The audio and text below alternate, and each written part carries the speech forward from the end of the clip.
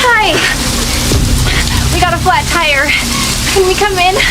Can we use your phone so we can call the car company service? Are you alone?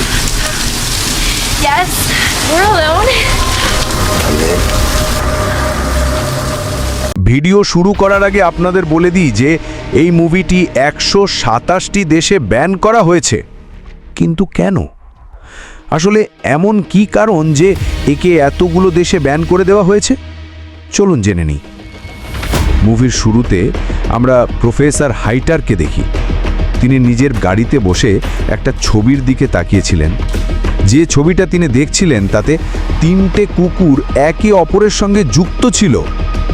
এমন সময় সেখানে একটা truck এসে থামে, আর ট্রাকের ড্রাইভার টয়লেট করার জন্য জঙ্গলের দিকে যেতে থাকে। ঠিক তখনই প্রফেসর হাইটার তার পেছনে গিয়ে বন্দুক তাক করে নিশানা করেন। তারপর দৃশ্য পরিবর্তন হয়, আর আমরা দুজন মেয়েকে দেখি। এদের একজনের নাম জেনি এবং আর একজনের নাম লিন্সে। তারা দুজন ঘুরতে এসেছিল জার্মানিতে। তারা একটি পার্টিতে যাওয়ার কথা ছিল, সেই কারণে লিন্সে ফোনে সেই জায়গার লোকেশন নিচ্ছিল, কারণ তারা দুজনই আগে এখানে আসেনি আর জার্মানি সম্পর্কে কিছুই জানতো না। তারপর তারা একটি গাড়ি ভাড়া নেয় এবং রাতে পার্টির জন্য রওনা হয়।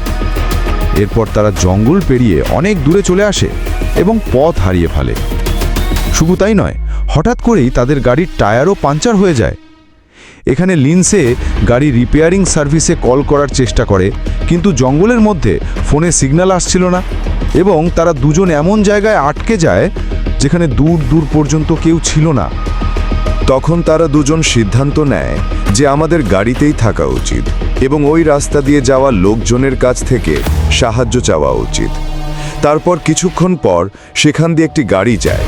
তারা দুজন সেই গাড়ি থেকে সাহায্য চায়, কিন্তু সেই গাড়িতে একজন বৃদ্ধ লোক বসেছিল যে তাদের একা দেখে আজব অঙ্গভঙ্গি করতে শুরু করে, যাতে তারা দুজন ভয় পেয়ে যায় এবং গাড়িটিকে ভেতর থেকে লক করে ফেলে। তারপর লোকটি তার গাড়ি নিয়ে সেখান থেকে চলে যায়। এরপর তারা দুজন গাড়ি থেকে নেমে আশেপাশে বাড়ি খুঁজতে শুরু করে, যাতে সেখান থেকে কল করে নিজেদের সাহায্যের জন্য কাউকে ডেকে আনতে পারে। কিছু দূর যাওয়ার পর তাদের একটি বাড়ি থেকে আলো জ্বলতে দেখা যায়, তাই তারা দুজন ওই বাড়ির দিকে যেতে শুরু করে। এই সময়ে সেখানে বৃষ্টি শুরু হয়ে যায় এবং তারা দুজন ভিজে যায়। তারপর তারা দুজন সেই বাড়িতে পৌঁছে দরজায় নক করে এবং তখনই প্রফেসর হাইটার দরজা খোলে। তখন তারা দুজন তাকে তাদের সমস্যার কথা জানায়, আর তাদের একা দেখে প্রফেসর হাইটার তাদের ভেতরে আসতে বলেন। এখানে প্রফেসরের ঘরে আজব আজব ছবি ছিল, যা দেখে তারা দুজন একটু ঘাবড়ে যায়। তখন প্রফেসর হাইটার তাদের জিজ্ঞেস করেন, তোমরা কি ভ্রমণকারী? এতে তারা বলে, আমরা নিউ ইয়র্ক থেকে এসেছি এবং জার্মানিতে ঘুরতে এসেছি। এবং একই সাথে তারা দুজন প্রফেসরকে বলে গাড়ি মেরামতকারীদের ফোন করে ডেকে দিতে। কিন্তু প্রফেসর তাদের কথা উপেক্ষা করে আবার একটি প্রশ্ন করে, তোমরা কি একে অপরের আত্মীয়? এতে তারা বলে, না, আমরা শুধু বন্ধু। তখন প্রফেসর উঠে দাঁড়ায় এবং তাদের জন্যে পানি আনতে রান্নাঘরে যায়। সাথে গাড়ি মেরামতকারীদের ফোন করার ভানও করে, যাতে তাদের কোনো সন্দেহ না হয়। এই সময় প্রফেসর তাদের গ্লাসে অজ্ঞান করার ওষুধ মিশিয়ে দেয় এবং তা তাদের খাওয়ার জন্য দেয়। এখানে লিন্সে পুরো পানি খেয়ে ফেলে, কিন্তু জেনি থেকে গ্লাস নিচে পড়ে যায়। এটি দেখে প্রফেসর তার উপর চিৎকার করতে থাকে এবং পানি মুছার জন্য তোয়ালে আনতে বেসমেন্টে যায়। বেসমেন্টে গিয়ে সে একটি ইনজেকশনে ওষুধ ভরতে থাকে। অন্যদিকে লিন্সে ধীরে ধীরে অজ্ঞান হতে শুরু করে, কারণ ওষুধ কাজ করতে শুরু করেছিল।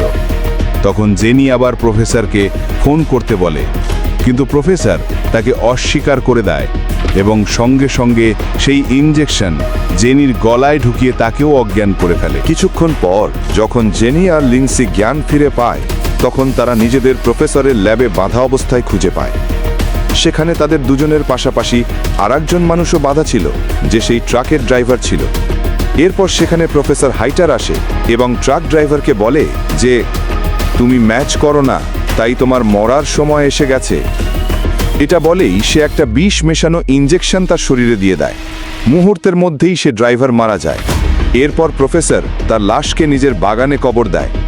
তারপর আমরা দেখি প্রফেসর আরেকজন মানুষকে অচেতন করে ল্যাবে নিয়ে আসে এবং জেনি আর লিন্সির পাশের বেডে শুইয়ে দেয়। কিছুক্ষণ পর প্রফেসর হাইটার একটি কোট পরে তাদের সামনে আসে এবং নিজেকে পরিচয় করিয়ে বলে যে সে একজন সার্জেন্ট ডাক্তার ছিল। তার একটি অদ্ভুত পেশা ছিল জীবিত জিনিসগুলোকে একে অপরের সাথে জোড়া লাগানো। সম্প্রতি সে 3টে কুকুরকে অস্ত্রোপচারের মাধ্যমে একে অপরের পিছনে জুড়ে দিয়েছিল। এখন সেই সাইকো প্রফেসর একই ধরনের অস্ত্রোপচার এই 3 জনের ওপর করতে চায়, কারণ তাদের স্কিন টিস্যুগুলো একে অপরের সাথে ম্যাচ করছে। সে তাদের অপারেশনের ব্যাপারে বলতে শুরু করে। প্রথমে তাদের হাঁটুর লিগামেন্ট খুলে ফেলবে যাতে তারা আর কখনো দাঁড়াতে না পারে।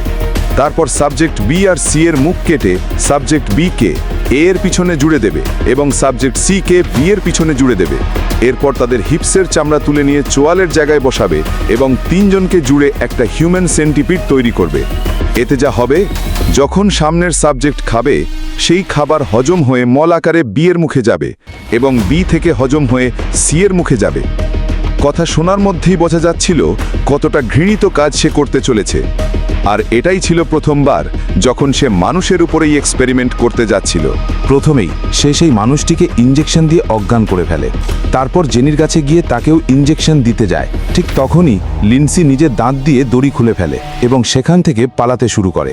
সে দৌড়ে এক ঘরের ভেতর গিয়ে দরজা লক করে দেয়, কিন্তু ডাক্তার জানালা ভেঙে ভেতরে ঢুকে পড়ে। সে যখন লিন্সিকে ধরতে যায় তখন মেপ পালিয়ে যায়। দৌড়াতে গিয়ে সে হঠাৎ একটি পুলে পড়ে যায়। সাইকো ডাক্তার সেখানেও চলে আসে এবং পুরো পুলটাকে ঘিরে ফেলে, কিন্তু হঠাৎ করে লাইট চলে যায়। সুযোগ বুঝে লিন্সি পালাতে থাকে। সে দৌড়ে প্রফেসরের ল্যাবে ফিরে আসে এবং জেনিকে খুলে দেয় যে ইঞ্জেকশনের কারণে অজ্ঞান হয়েছিল। এরপর জেনিকে টেনে হিঁচড়ে বাইরে নিয়ে যাওয়ার চেষ্টা করে, কিন্তু তখন ডাক্তার পিছন থেকে এসে তাকেও ইঞ্জেকশন দিয়ে অজ্ঞান করে ফেলে।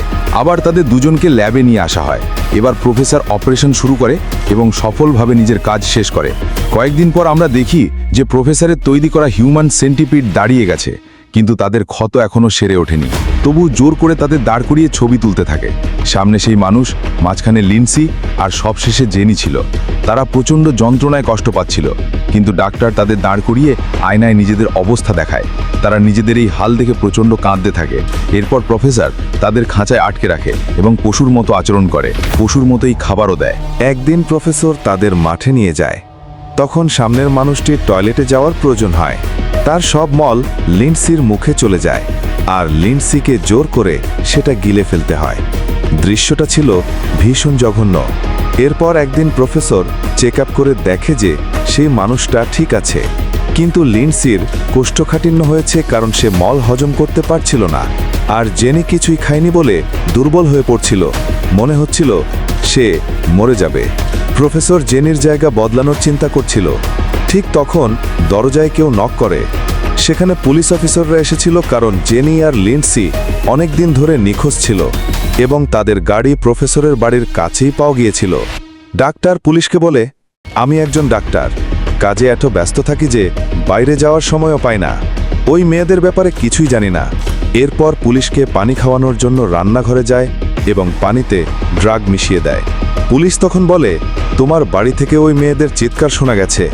এটা শুনে ডাক্তার জোরে চেঁচিয়ে তাদের পানি খেতে বাধ্য করার চেষ্টা করে, কিন্তু পুলিশ গ্লাস ফেলে দেয়।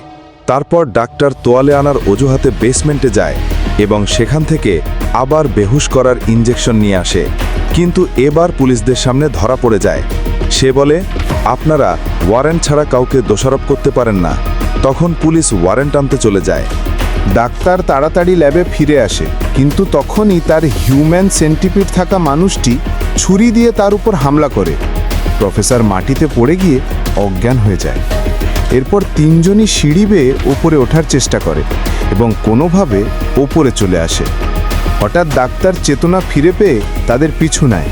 তখন সামনের মানুষটি জানালার কাঁচ ভেঙে পালানোর চেষ্টা করে, কিন্তু তখন ডাক্তারও সেখানে এসে যায়। তখন সেই মানুষ ভাঙা কাঁচ দিয়ে নিজের গলা কেটে ফেলে এবং মারা যায়। এদিকে পুলিশও আবার সেখানে পৌঁছে যায়, কিন্তু কাউকে না দেখে ভেতরে ঢুকে পড়ে এবং আলাদা আলাদা হয়ে খোঁজ শুরু করে। তখন একজন অফিসার সেই 3 জনকে খুঁজে পায়। হঠাৎ গুলির শব্দ শুনে আরেকজন অফিসার দৌড়ে যায়, গিয়ে দেখে তার সঙ্গী মারা গেছে। এবং তাকে মেরেছে ডাক্তার। ডাক্তার তখন তার বন্দুক দিয়ে আরেকজন পুলিশকেও গুলি করে মেরে ফেলে, কিন্তু সেই অফিসারও গুলি করে ডাক্তারকে মেরে ফেলে, ফলে দুজনেই মারা যায়।